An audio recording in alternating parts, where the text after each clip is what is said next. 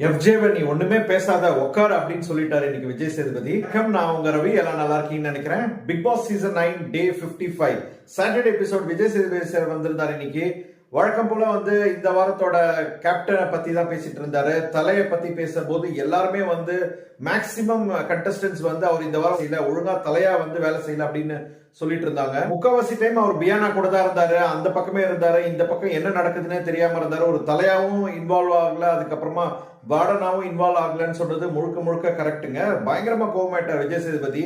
இது ஒன்னும் 3rd week 4th week கிடையாது. இத்தனை வாரம் ஆயிடுச்சு, நீ எதுவும் தெரியல, என்னன்னு புரியலன்னு சொல்லாத, நீ பேசாதன்னு சொன்னது பெர்ஃபெக்ட்லி கரெக்ட்னு நினைக்கிறேன் நானு.